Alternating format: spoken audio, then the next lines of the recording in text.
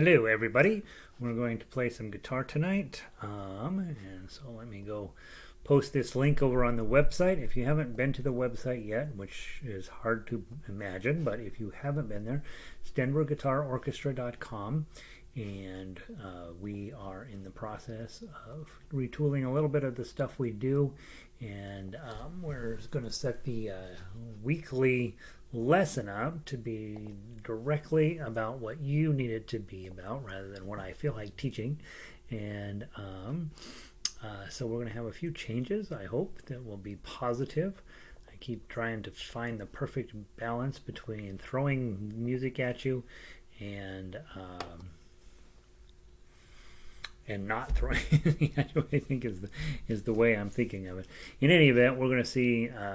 We're going to try a new idea for a few weeks, and to the end of the year, basically, and see how it goes. See if it's an opportunity. See if you enjoy the opportunity. Who knows? Maybe you'll be like, nope, not doing that.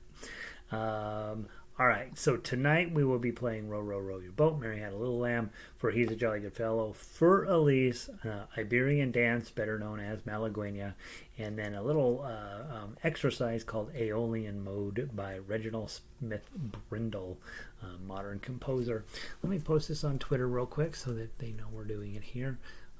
Denver Guitar Orchestra.com, and last night we had the online meeting of the orchestra. It seemed to go pretty well last night. I felt really good about the sound we're making, and so all that's going on at the same time on a weekly basis. That happens on Tuesday nights. Wednesday nights we've been having solo arrangements. Let's see. All right, so that's in. Vic says the sound is good. I am using. There was somebody giving away a desk lamp, and downstairs we have a giveaway table. Somebody's giving away a desk lamp, and I brought it upstairs, and it's gigantic. It's ginormous, and it should eliminate the need for me to have studio lighting in here. So right now I've got it kind of on a bluish setting, and I'm hoping that I look okay, and you will let me know. Vic says the sound is good, and that of course is the one thing I can never check. The other thing that's about to happen here this weekend, I've ordered in some fake nails that are apparently you can stick them on, play guitar, and then throw them away afterwards. It's something I've been looking for a long time. These apparently are going to work. I don't know. We're going to find out. Those of you guys that are in the classical program, having some decent fingernails on this hand is super helpful. It's sort of traditional, sort of expected. You don't have to do it, of course. You can play perfectly fine without the nails, but it gives you a couple of choices that you might not have otherwise. So I'm going to try sticking some nails on this weekend and see how that goes. I'm not very optimistic I'm going to like it, but we'll try it anyway. The look is fine. All right, Vic. Hey, Vic, I sent you an email earlier today about your thoughts on solo guitar playing and how you feel about possibly putting a cell phone up in front of you or your laptop in front of you and taking little videos of you playing some songs. So when you have a moment, look and see if that email arrived, and let's talk through some of the logistics. Linda, you already sent me a note about your willingness to look at doing some little individual videos of you playing. What I'm hoping, guys, is that we can, because on Wednesday nights this has felt very general, like we're going to do a little this, a little that, a little bit, and some of it I know, for example, you guys sitting through Frere Jacques is no longer necessary, I would just want to make sure that we're taking full advantage of the time you put in to help you get this whatever you need done, and it's not just some sort of generic thing that we're doing. So speaking of which, let's go grab Row, Row Your Boat. Linda's in, tuned up now, very humid, so the strings are sounding flat. Yeah, isn't it interesting? We don't, as we go through day-to-day life, and we're not necessarily always sure how the weather is affecting us, but it really affects the guitar, particularly nylon string guitars, metal strings guitars to a certain extent, but nylon string guitars really are very prone to humidity and elevation changes and all that, and so it's very interesting. All right. So, Row, Row, Row Your Boat is tonight, and then we have 2 more lessons out of book 1. We have 3 Blind Mice, and then we have the Strumming book that I've added into the book 1 program. Those are what's kind of left in book 1. If you are working on book 1, if you're watching the replay of this video, if you're working on book 1, I want you to send me an email and say, hey, I'm ready to finish it up, and I want to work with you specifically on that. And then, of course, book 2 tonight, we will finish up Mary Had a Little Lamb, and then we're going to kind of put a cap on it there. And so if you are working out of book 2, or you feel like, you know what, that's my level, you're going to send me a note and say, hey, I'm feeling good about level 2, and I want to work with you at that level. Tonight, book 3, we have plenty to get through. For He's a Jolly Good Fellow, not particularly challenging song. For Elise, pretty definitely challenging song. It's really the classical song of the night anyway.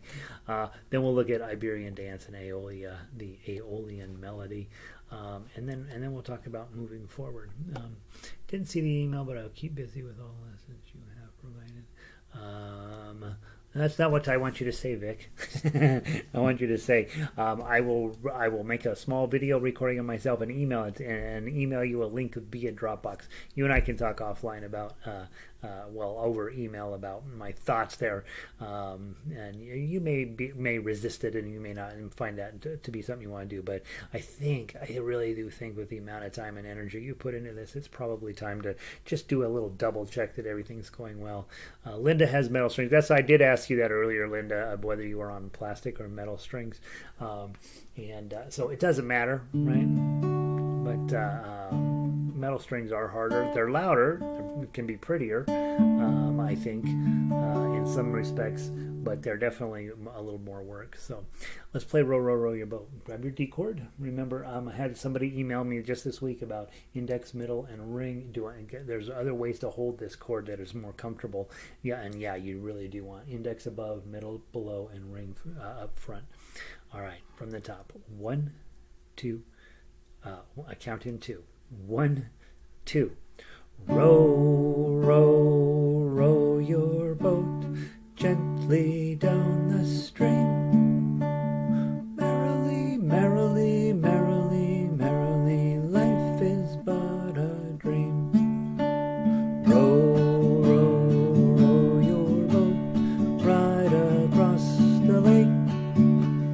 Don't stand up and rock the boat, oh, that's a big mistake. So there's your D chord. In this piece for the tough acts, we also use this D chord way up here on 10. And last night it came up twice, having those guys in the orchestra. Some of them should have been playing this D, and others should be playing this D. And this D was sounding terrible for the most part. There were very few of them that were hitting that very solidly. And that D's not going away. That D's coming up on a regular basis. 10, 10, 11, 12, or 12, 11, 10, 10 is how you should really say that. So what's really going on there is you're really playing the F chord, but all the way up here on 10, and now it's a D chord. And of course, it's very challenging to play that as a F bar chord on 10. So you just play the bottom 4 strings and simplify your arrangement a little bit. And there it sounds just lovely. Let's play the melody. Melody's in first position. There's some 1s, some 2s, and some 3s. Is there any 1s? There's no 1s, so you could play it in second position. Probably better to play it in second position because then your pinky's already on the 5. From the top, I'll play it in second position. Okay, 1, and you play it with your thumb or your claw, either one. Probably want to try both. 1, 2. It's a 2 count in 2. 1, 2.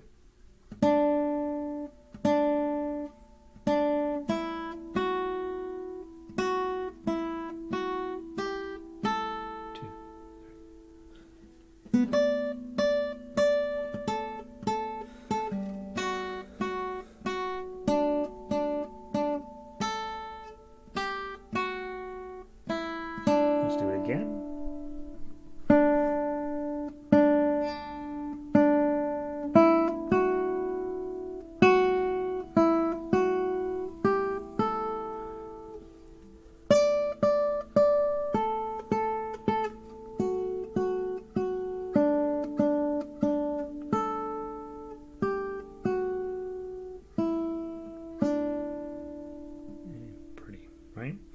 Then, last thought here is one of the things that comes up when you're up here on 10,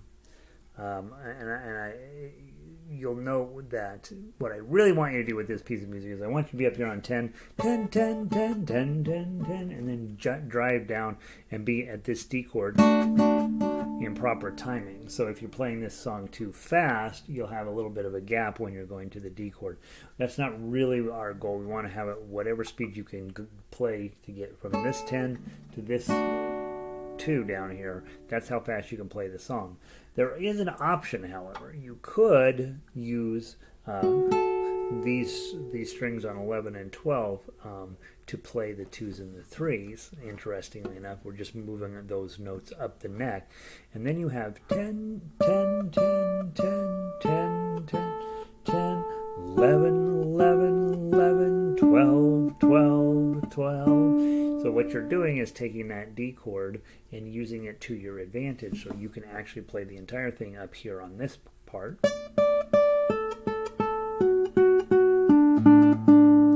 And then you'd be down here.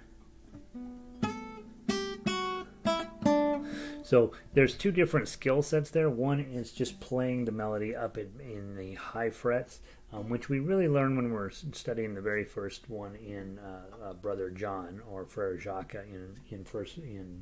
it's Brother John in this book. We learn to work our way up the fretboard. And in this song, I'm really wanting you to feel like you have a chord position here and a chord position there. But you do have an option. You could beat the system. 11s and 12, and play the whole thing and never move this. And then that means you can play it faster as long as you can get back to the 5. Whoops. So there's it's sitting there, kind of hidden in this piece of music. Finally, tough acts, either thumb down or plucking. Let's give it a try. 1, 2.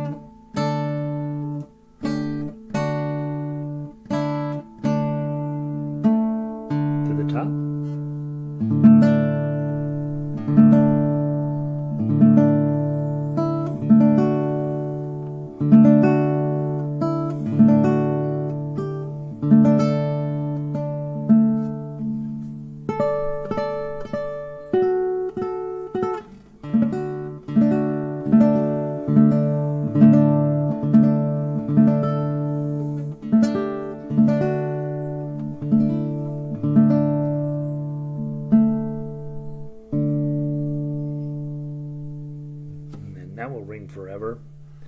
So just take your palm and just sort of drag it up over the saddle and slowly just stop those strings. So there's that. Now, if you're in book 1 or you're feeling like, yep, things are going great, next week you would tackle 3 Blind Mice. And so those of you guys in book 1, you'll send me a note and say, yep, I'm ready to tackle 3 Blind Mice, and we will work on that one. And if you're not in book 1, if you're in book 2, let's go talk about what's going on there. So there's Row, Row, Row Boat. The differences between the program, the way I used to do it and the way we do it now. Once you get to 3 Blind Mice, I used to just start over with Frère Jacques, but I've added in the little strumming book, which this is the ukulele version of it. But this is the guitar. There's a guitar version on the website. I think it's important for several reasons. When you sit with other guitarists, they're almost certainly going to be strummers. It's pretty rare to find somebody playing guitar at a higher level than that. You guys are there, but it's not typical. Most people who think they play guitar, or some of them really do play guitar, are generally, what's the chords, where's my capo, how do I sing the song? That's how they're thinking. And I want you to be able to do that as well. And so we have the A chord, the F sharp minor chord,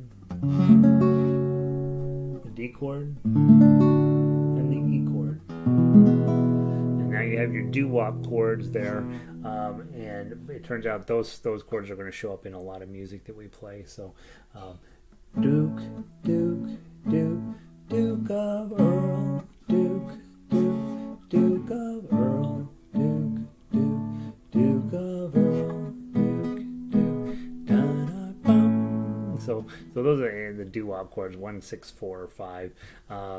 Very common chord progression in the 50s and 60s, and still works today. It's still in millions of songs that use those exact 4 chords.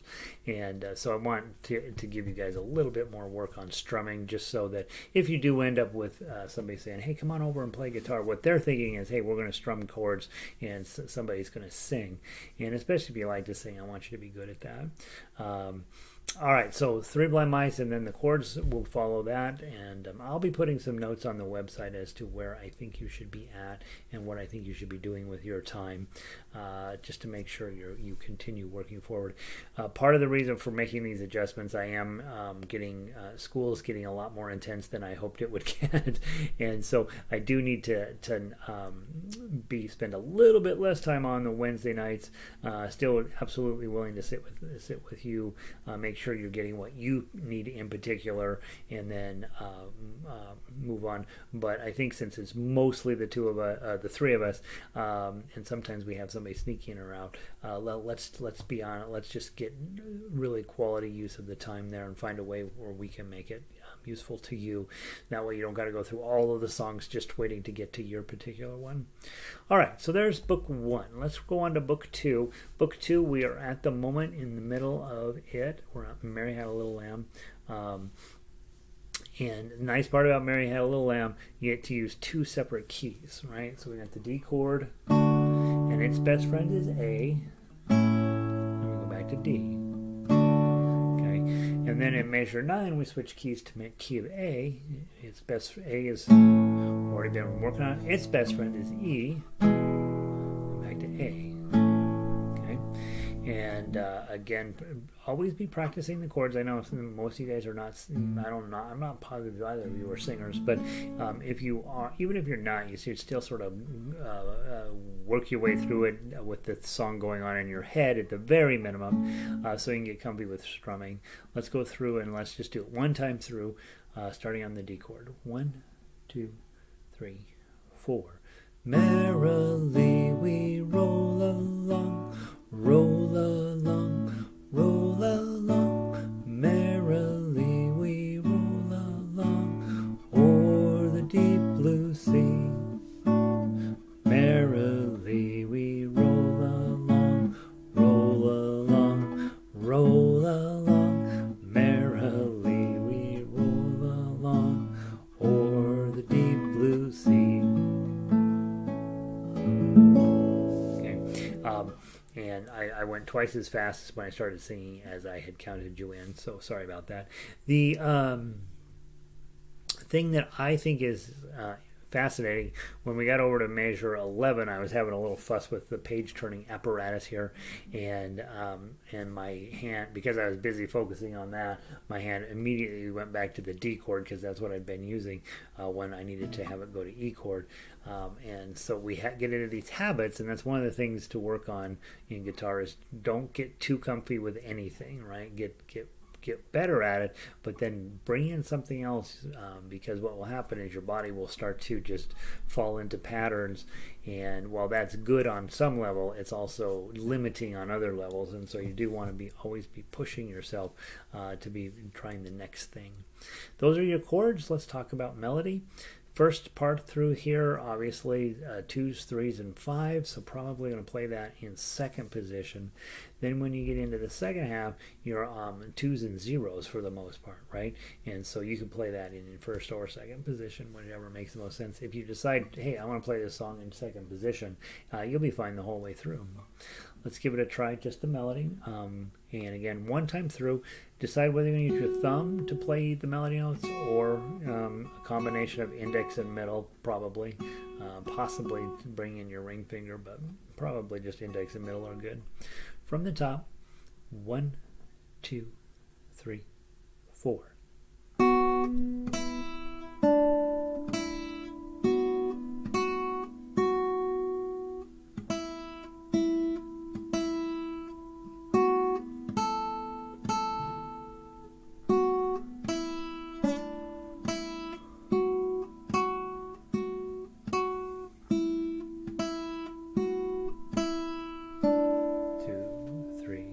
4.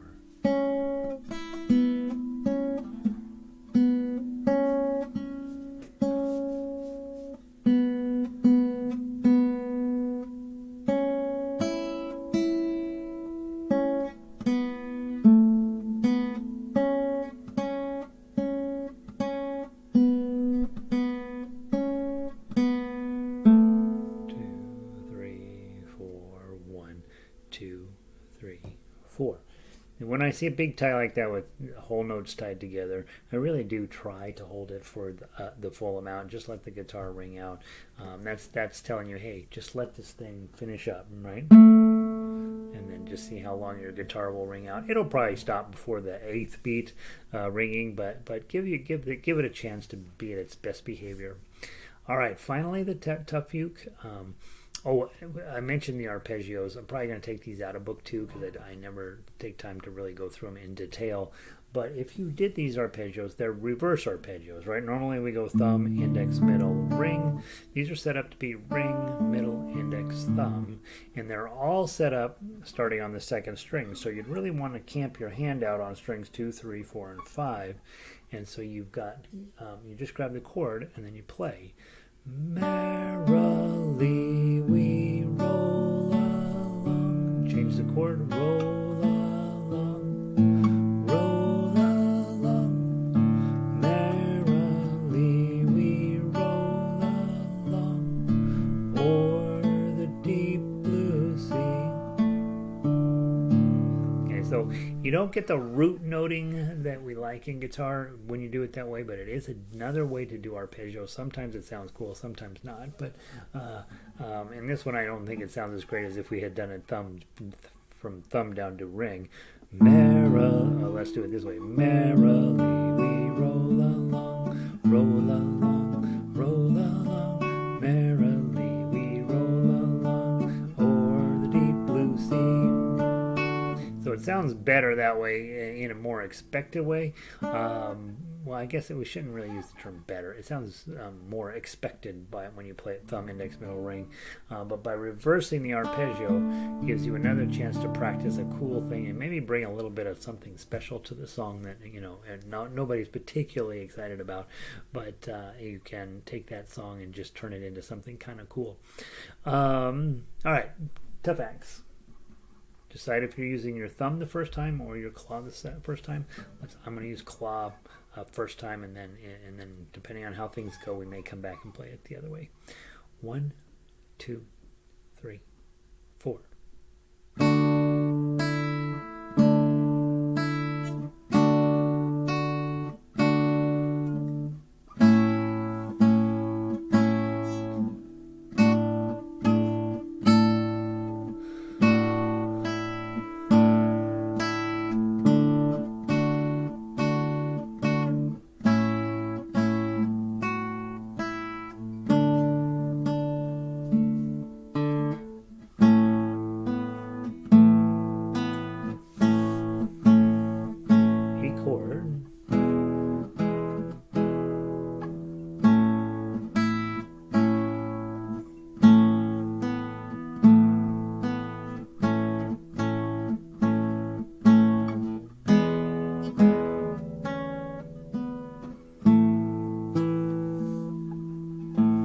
Back to the top.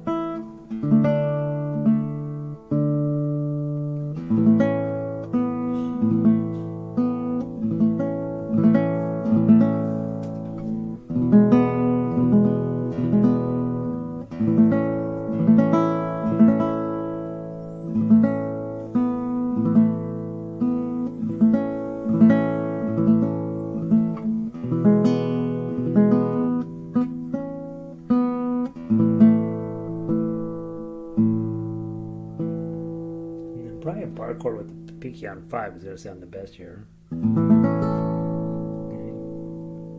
much harder than the open chord, which is written, or the regular A chord. The problem with the regular A chord is you end with your E note on the top. Doesn't sound quite as complete as if you put a bar chord and a 5 on there. It sounds a little prettier. And maybe when I rewrite this book someday, we'll add that on. All right. Lovely piece of music. All right, so there's book 2. Next song, let me open this link up in another window here.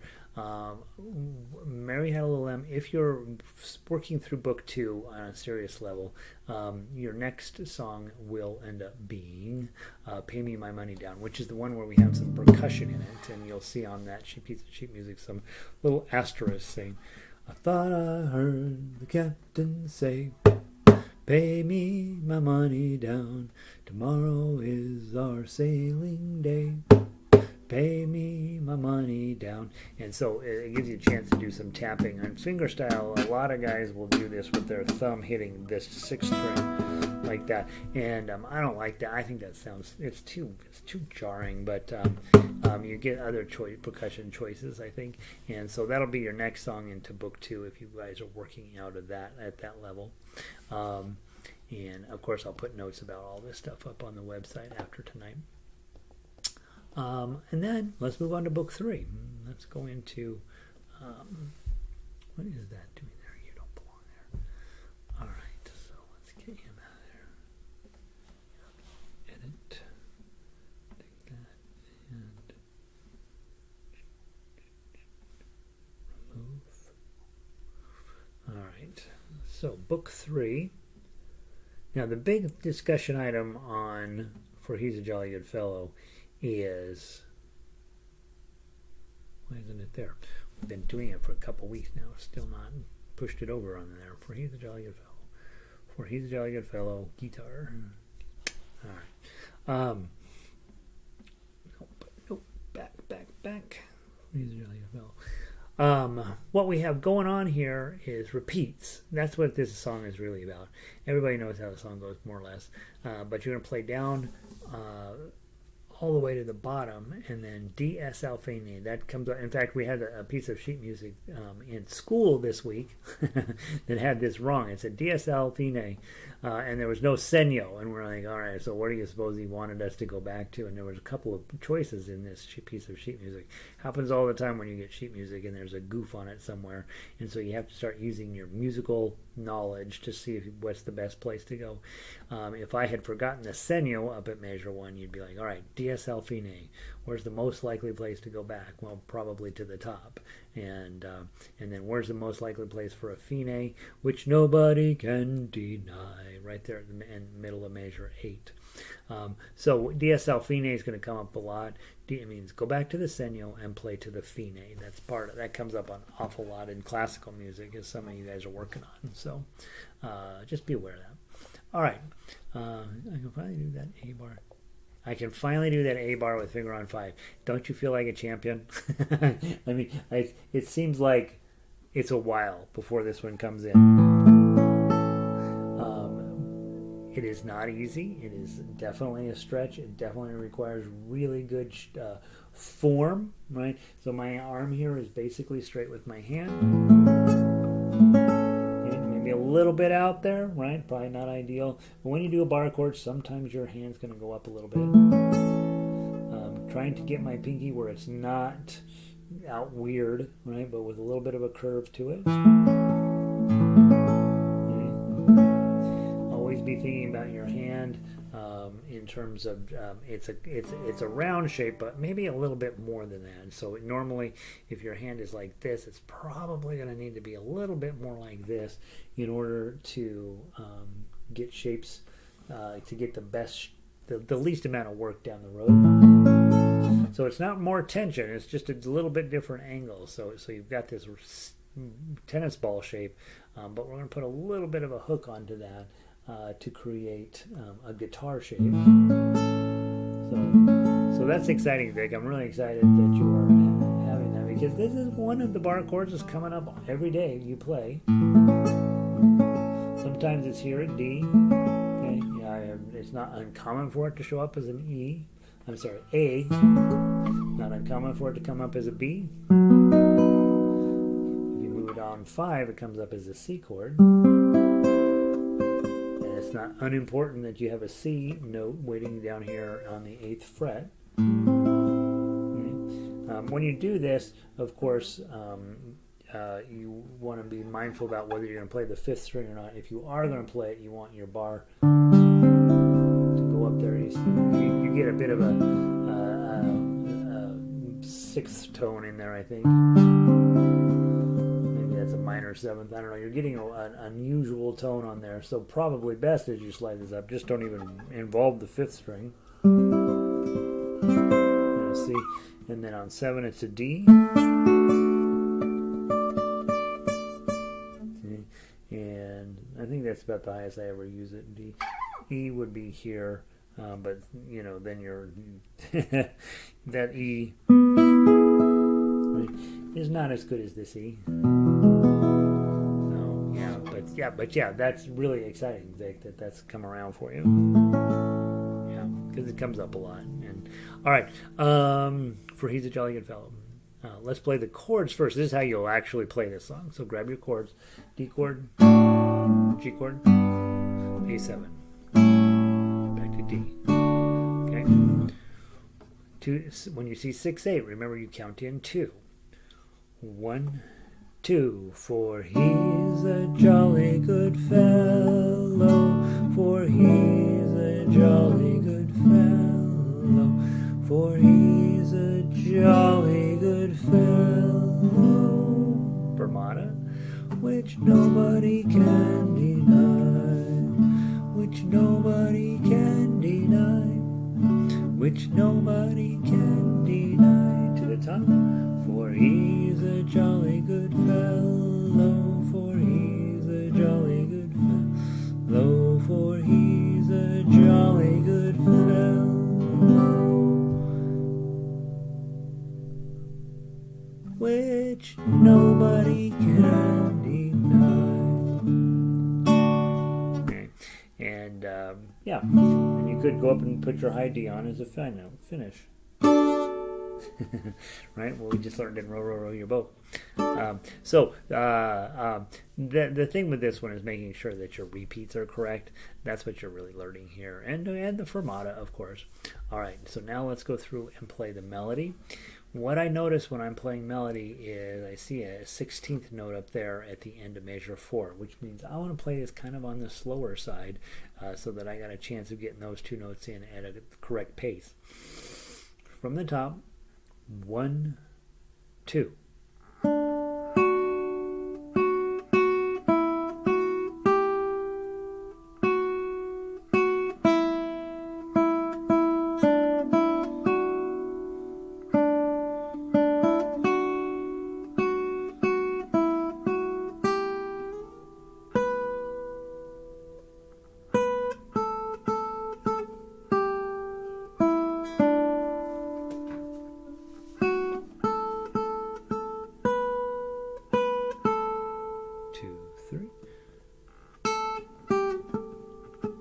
Sorry, I blew it. I was so busy thinking that I had counted that measure wrong.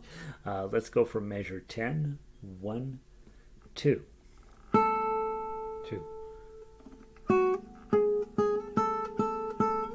Still blew it. Okay, to the top.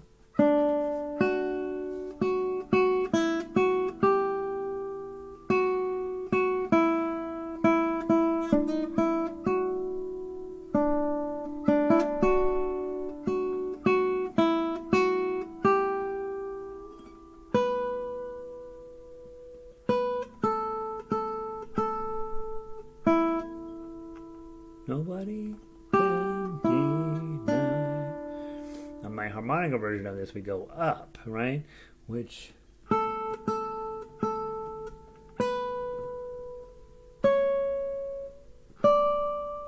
and so I don't know what those notes are off the top of my head, but I'm just using my musical experience to be like, all right, if we want to finish it up an octave, you go obviously use your 7s, low, which, and now I gotta go up, and I'm hoping the next one is 9. No, which, nobody, or maybe I'll drop down, which nobody can. I'm gonna try moving up 2, can, that worked. Move up 2 more, D, and then 1 more. Okay, so it's a fun way to get a more dramatic ending and just sort of fish around for your tones a little bit. And then once you have them, of course, jot down on your sheet music. Okay, so we are going to go back down to the 5s, but instead of playing the 3, we'll play a 7 there. And then instead of playing the 0, we'll play a 10. No, we'll play a 9 there. All right, so now I jot that down. This will be a 9. And then the 3 then becomes a 10 on the first string. And then I'm making myself a note ending 2, right? And then the reason I don't put that in here is that I really wanted you to learn about DSL fine, and I wanted you to end on fine.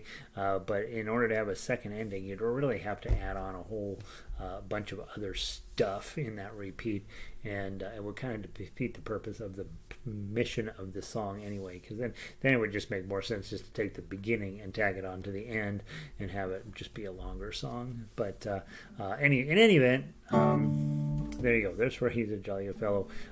Melody wise, let's do the chords, or the tough acts. 1, 2.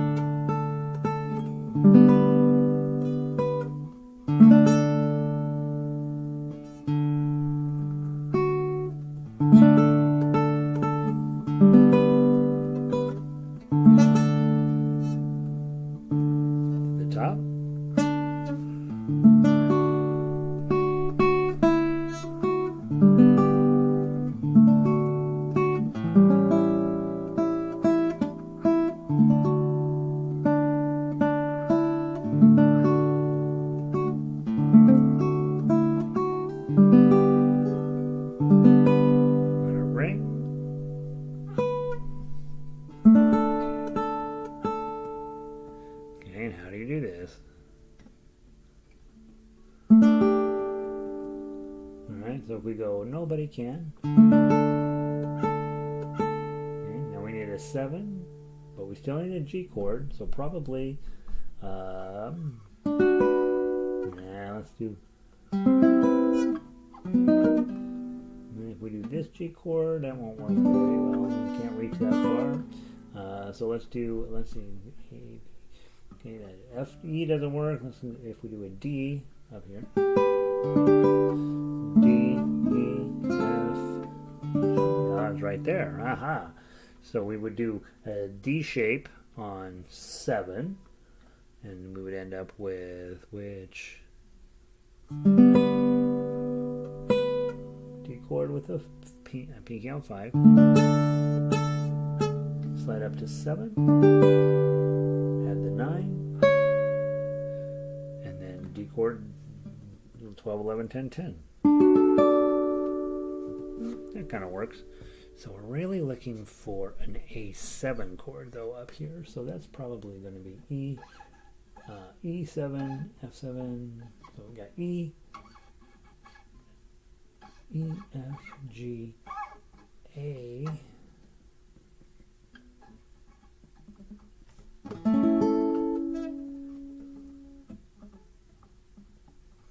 How about this one? Dun, dun, dun, dun, dun.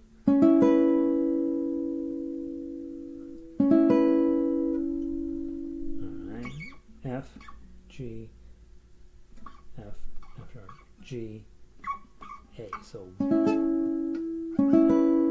yeah, so it's going to be your D chord on 10. And slide that back to 5. And put your pinky on 7. That's what you really want there. So it would end up being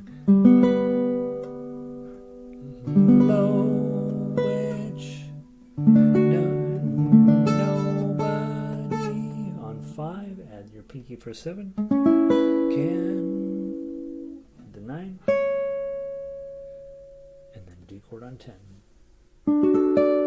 Yeah, there we go. So there's a lot of work to figure out the endings there. That's kind of a fun thing to do when you decide to readjust a song. Let's say you change the melody a little bit, then you start thinking about, okay, where are those chords going to show up? Of course, it's much easier if you spend time with an app and we're like, all right, where's the A7 on 7, or where's the A7 on 5, and the app will tell you. But it's also good practice just to sort of noodle around and try to find something that sounds cool. Every once in a while you'll end up with a jazz chord underneath it and you'll be like, yeah, that's how I'm going to play it forever. So nice. All right, so that's what I know about For He's a Jolly Fellow. If you are in Book 3, your next song will end up, you'll continue, it would be time to drop that one out. We have For Elise, and we will be adding in Happy Birthday. Now with Happy Birthday, it's a song that you should have memorized, right? If you've been around a while, you should have at least the chords memorized, because there will come a point when you're going to be asked to sing that song and strum along with as a guitar. But it's not a bad idea to go ahead and just memorize the chord melody version of that as well. So that might be an excellent project for you as you're thinking about putting together your first little video. Hey man, I want to play Happy Birthday on my cell phone and see how it goes.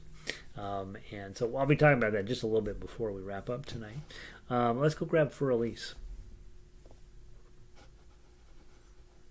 Now this is a song that everybody knows, right? And so it'd be great to have this one as well, a really solid version, something that sounds really pretty. I think last week we decided the ending should be more of the 12s on harmonics on 12. As the thing. 12, 12, 12 harmonics is what I wrote as my note. That's how we'll end it. And that's an E minor on 12 harmonics. So spend just a second double checking on the right above the 12th fret wire, right? The wire that's in front of the 12th fret, or closer to the hole on the 12th fret. You're just barely touching the strings. You're going to pluck all 3 at once and lift off. That's what you're after there. All right, let's see if we can get our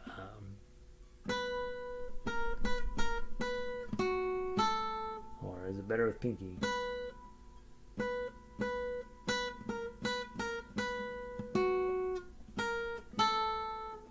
I don't know. I'm probably gonna go with ring tonight.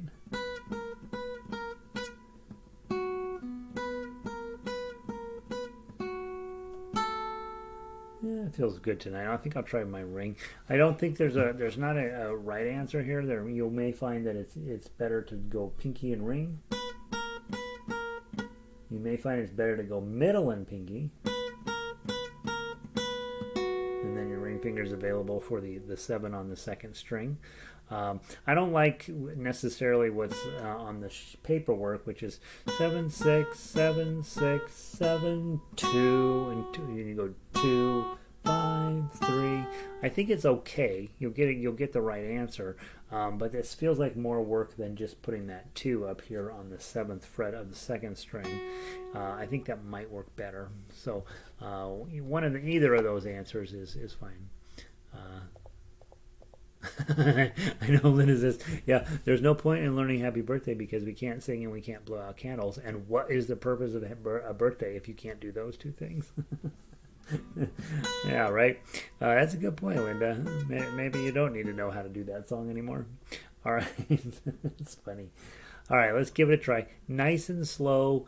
This song is better faster, but not if you can't keep a steady tempo. And so let's see about nice and slow and a steady tempo. I'll give you a 2-beat count in. 1 and 2 and.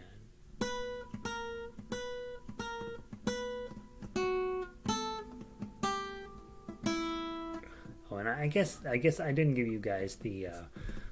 I know why. I'm looking at the baritone version of this. Why is that on here? Let's get the guitar version. There we go. That'll be better. Nope, that's also ukulele. I put the ukulele versions here. What? Wait a minute. Hold on. Add For Elise But none of those are right. Oh, I grabbed the ukulele book. That's why. Hold on. I was like, wait, those don't belong here. Guitar book. And then that, of course, doesn't have Für Elise at all. What the heck, you guys? Hold on. What are we doing here? Für Elise guitar. That's the one I want. All right. Done.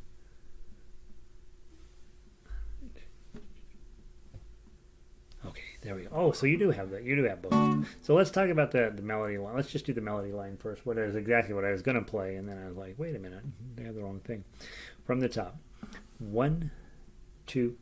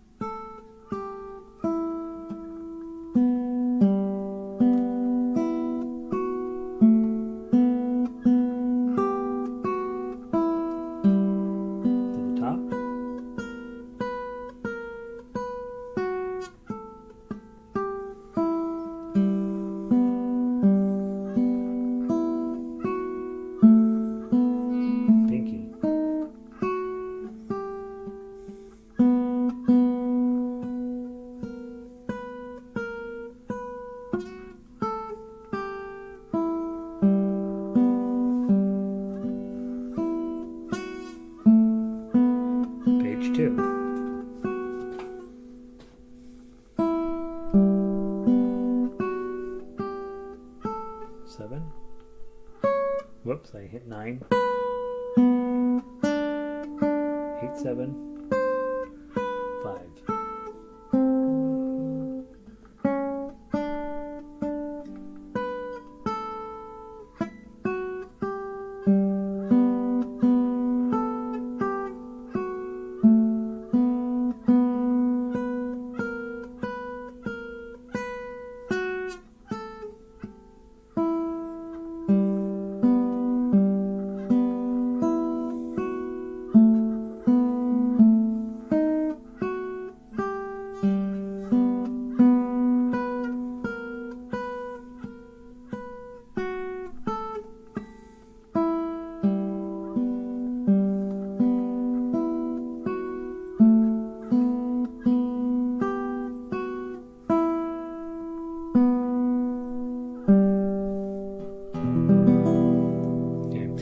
Pretty little melody. I didn't play it that great. I also have a lot of questions about my fingering choices in measures 10, 11, and 12.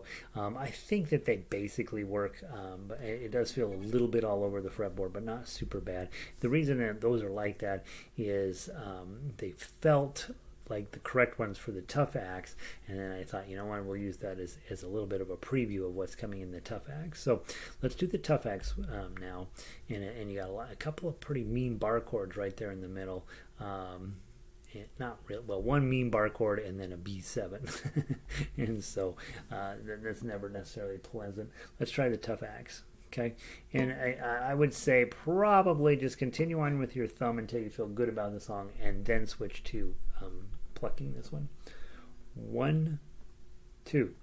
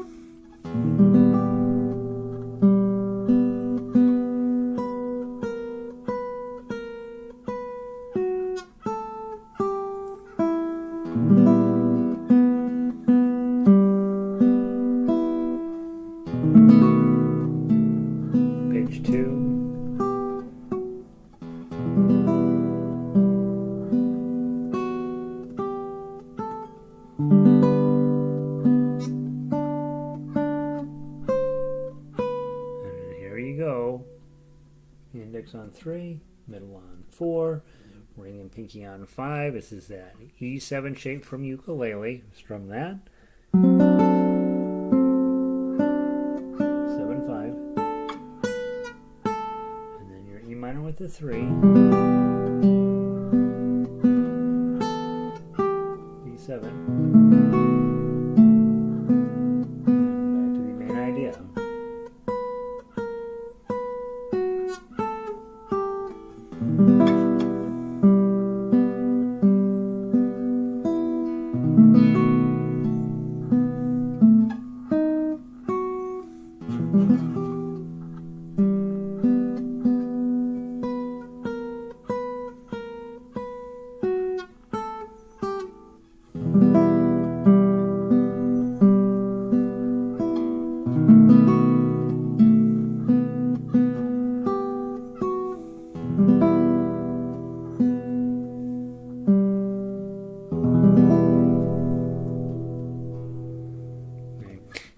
Pretty challenging piece. A couple of moments in there, and you're like, "Ugh, that's so hard to do." But it wouldn't be right for us to just knock out Beethoven without having any challenges, right? So there you go. So next week we would normally do Für Elise again, and then the next piece of music on the list would then scroll down to. Well, I moved up my place in the line here. Für Elise, no, we talked about that. For Happy Birthday would be the next one. By the way, if you haven't played Haydn Rosaline, number 16 in book 3, you should. It's really, really fun. There's one really, really unpleasant chord in there, but other than that, it's just really got a fun little melody to it. So book 3 people, send me a note. Let me know what you're up to, let's make sure that this stuff gets a lot more technical to get it right, and it's often very challenging to get it right, and it would probably behoove you a ton to just go ahead and put something on a video. You see me make mistakes all the time. It doesn't matter. You just put this in front of you, get it where you basically can see. It's best if you can put it far enough away where you can see the full guitar and where both of your hands are, and if at all possible where you're how you're holding your feet, that way I can double check you that you've got good posture. Now that's going correctly, and then we can talk about, all right, you made some mistakes, as we all do, and you don't need to edit the videos or any of that. I'm well aware of what it's like to get a song onto a cell phone video, and no one else will ever see it, but then you'll have a document where you can send it to me. I'll take a look at it. I'll send you back some suggestions of what we might do to change this or that, or maybe not. Maybe I'd be like, you just killed it. Let's move on to the next song. And the hard part there is a little bit of the technology, right? You record it on your phone. I'll put a note up on the website about this. You just record it on your phone, and then on your phone you can put Dropbox on there, and Dropbox is free, and then you upload it from your phone into Dropbox when you're on Wi-Fi at your house. Don't use your data because it'll take a ton of data, but you can take it directly, record it directly into your cell phone video contraption. From there it will upload directly into Dropbox, and then you just send me the link in Dropbox, and then I can swing by your Dropbox, download it into my computer, look at it, send you a note, patting you on the back and telling you, or telling you, what are you doing, right? You should try bassoon instead. I would never do that, but one day I might, and then we move on to the next one. And the first video is the hard one, right? Because you feel like, I got to have everything perfect. You do not. Because after you do 4 or 5 of these videos, you're like, that's just what we do. It's just part of our day-to-day life. And I already have a couple of students doing that, and it's working out pretty well, you guys. And no, it's not as good as meeting face-to-face, but I think, truthfully, as when you get to this level, sometimes it's better to do that than to just sit in on a general class. Nothing's better than orchestra, right, in terms of getting your speed together and getting your willingness to let mistakes be mistakes. But I do think when you're talking solo work, there are so many subtleties in the way you move your hands and all that you probably do want somebody checking your form from time to time. Let's go grab that Iberian classical piece. And by the way, if you're not doing classical, you are finished for life. Not life, but for the week. Iberian Dance. I'm going to play this nice and slow. I'm going to stop on each section so we can talk about what's good and what's bad. And the Iberian Dance piece is designed to sound like Malaguena without being Malaguena, but to give you all of the skills that you might use to play Malaguena. And then again, with Iberian Dance, it looks like it's a piece of sheet music you're designed to play from the top to the bottom. But that's not really what you want to do. You take each of these sections and you kind of just put them in whatever feels good. So you've got both pages sitting there staring at you, and you'll be like, all right, now I'll go back to that section, or now I'll go over to this section, or I'll jump ahead to another section. All of it's supposed to be very free flowing and just, whatever feels right at the moment. Okay, from the top, 3-beat count-in. 1, 2, 3.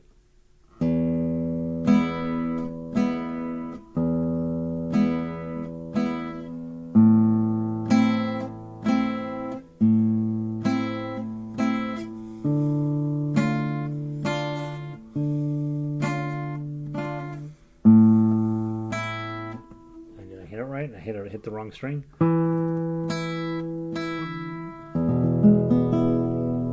Let's go back and repeat just that section. Go.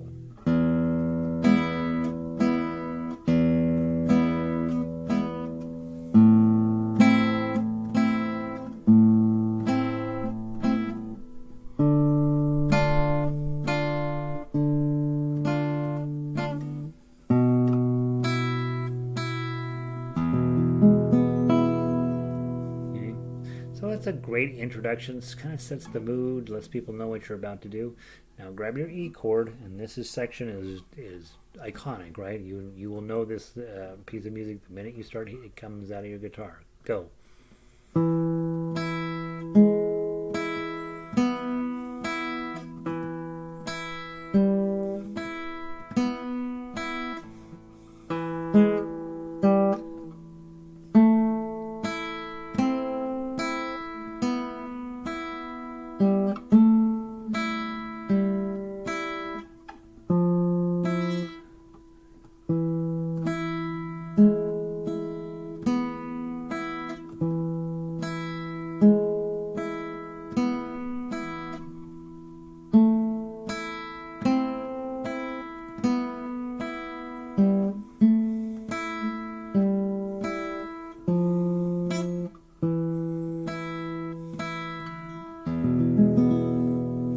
To 9, use this pickup note.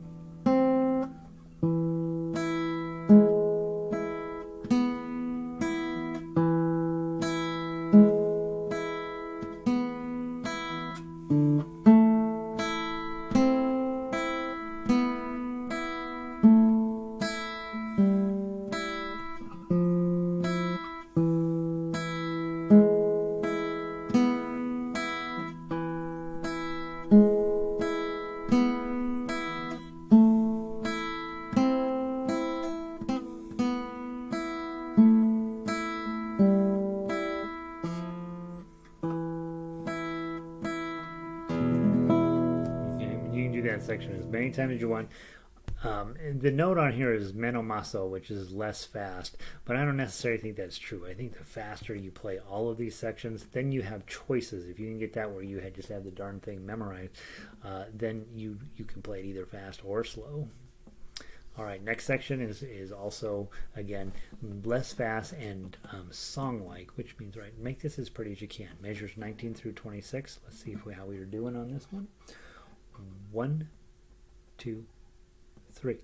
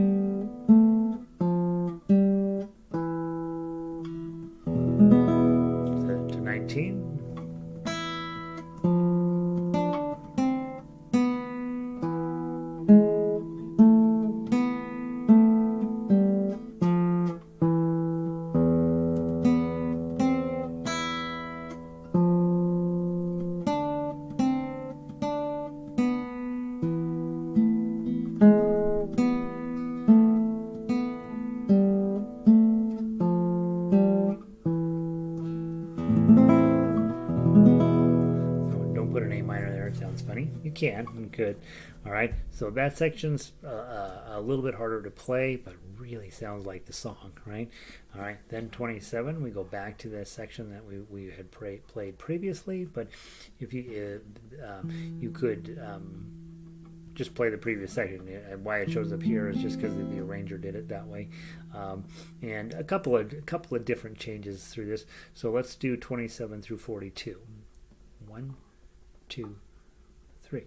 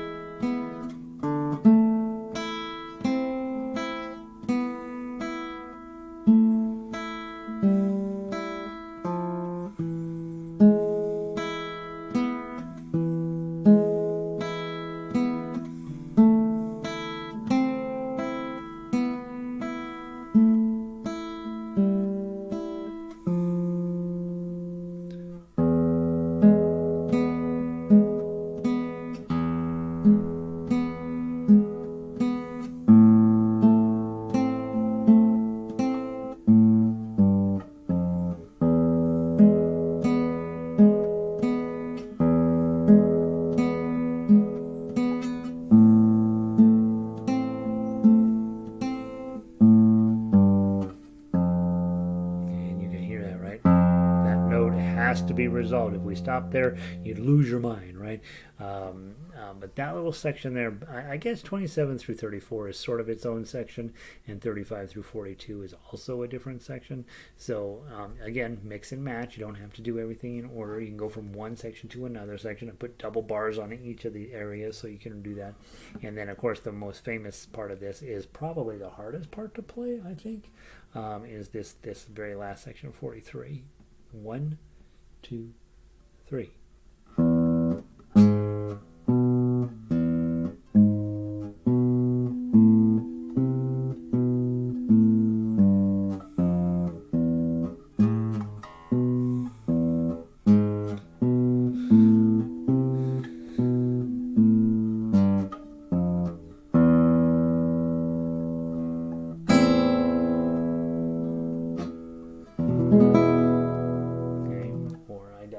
That last chord. And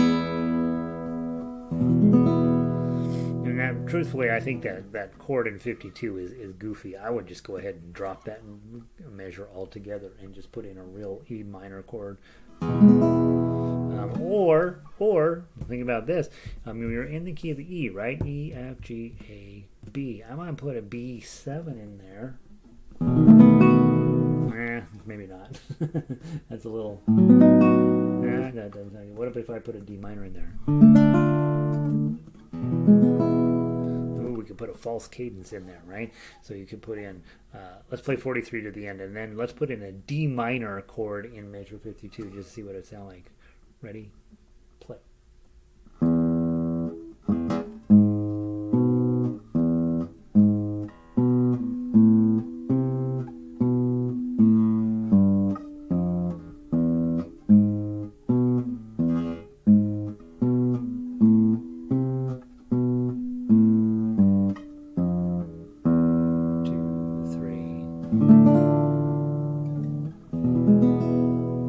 That doesn't really work. Let's hit E.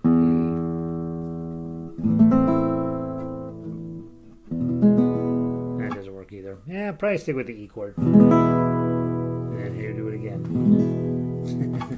I don't know. It's a bad ending. Needs a little bit of something there. All right, so there's Iberian Dance. Again, mix it and match. Have fun with that. That's super kind of, it's a pretty cool little thing. Let's see. And also, I do have a Malaguena that I arranged. I don't know if it's in your sheet music anymore or not, Malaguena. No, I took it out. But if you want my version, you can definitely send me an email. I took it off of the rotation. I think I was planning on doing a bunch of Spanish music, and so I took it off of our regular rotation. And then, so let's wrap it up with Aeolian Mode. And I don't think I added this in here yet. Did we look at it last weekend? I can't remember. Aeolian Mode. So Aeolian is a fancy word for saying minor key.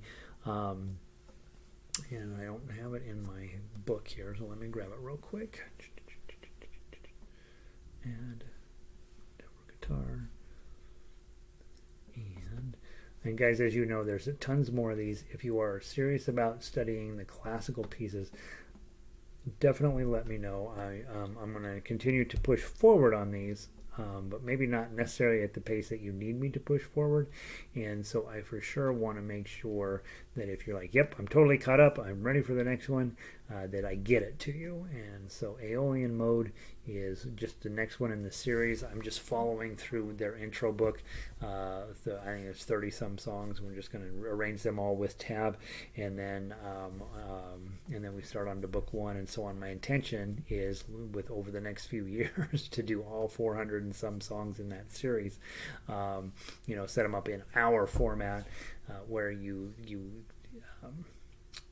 will accidentally become a good classical guitar player just by using fingerstyle methods, and so you'll become a good classical guitar player. All right, Aeolian Mode. Hardest thing with this one, making sure your eighth notes are clean up against everything else. The notes themselves are not particularly challenging, but paying attention to the standard notation up there, pretty important on this piece.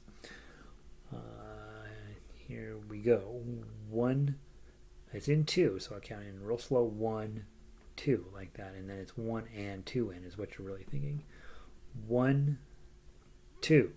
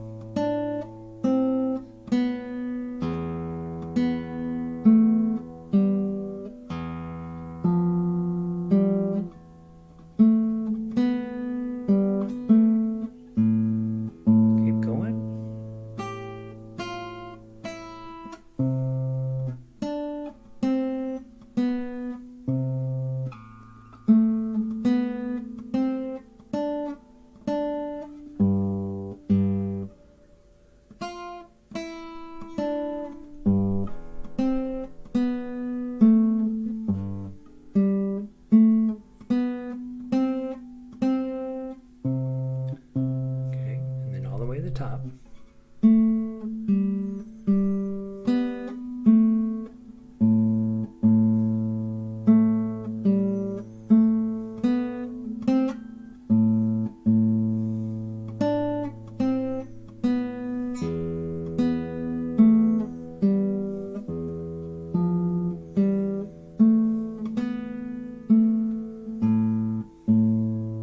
And that's the fine, right? So what I would say with this piece is the first half is meant to be very sort of haunting and lyrical. We're working on a piece in piano right now at school where we have the same thing. It's supposed to be just very lyrical in nature, and the same thing with this one. Interestingly, he calls it Aeolian Mode, which means that it's really about the minor key. We talked last week, I don't think I necessarily paid much attention to the dynamics here, but if you're trying to turn this into something, mezzo forte, then piano, then mezzo forte. So each time you go through, you change the volume that you're playing with. But the second half, measures 9 through 16, you can feel the difference when you get there. It's much brighter, and that would be dropping into the key of C, and that's Ionian mode.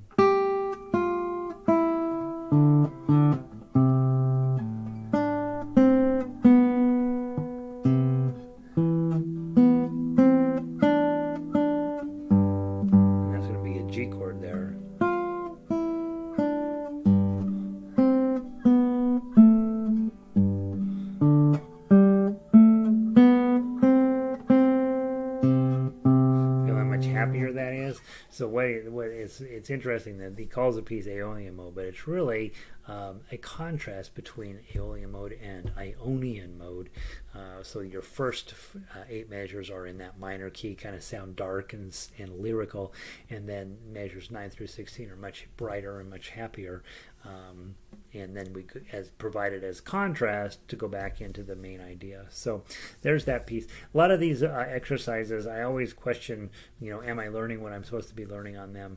But I do think they're worth tackling, taking a look at, and all of that.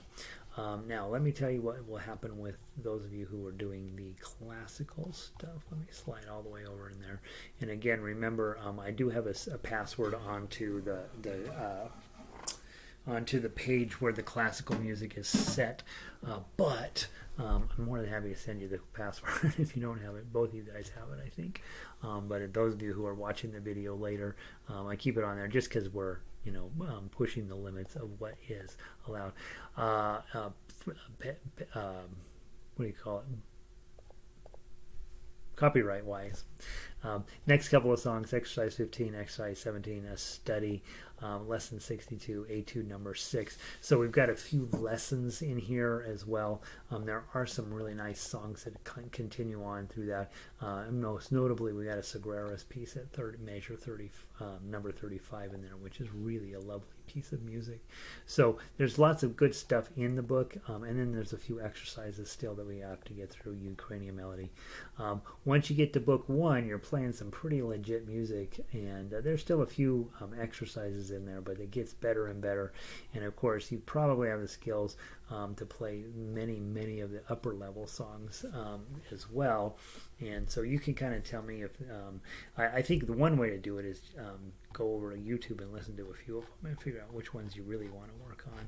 And of course, try to master a couple of the songs we've already worked on.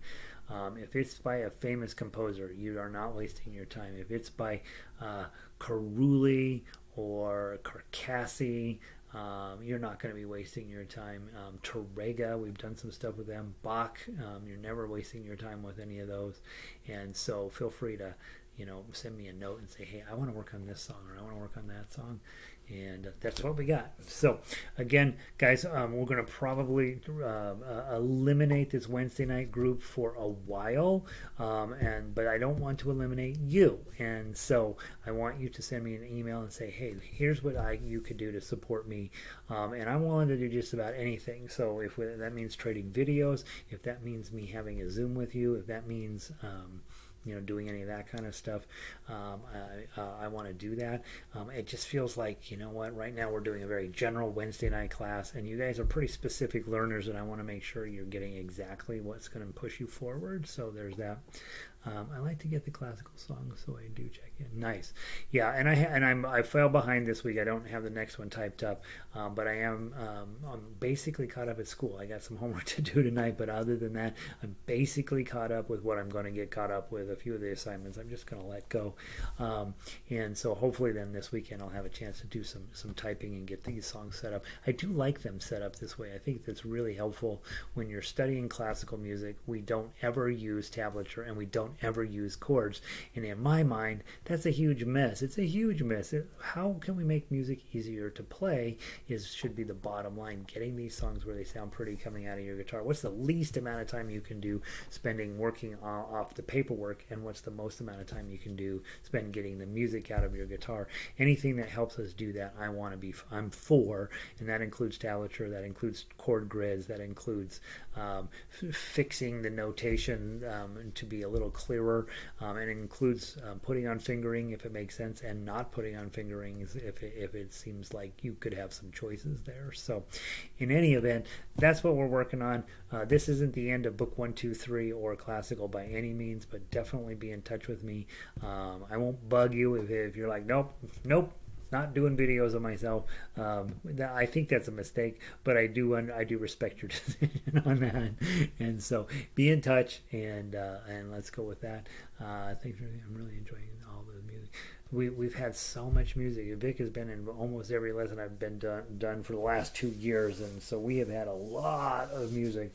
And obviously, we always want to do the next song and the next song and the next song, but sometimes it does make sense to sort of back up and say, you know what, I'm going to really just dial in on a couple of the tunes that I have that I really like and just get them up to the highest speed.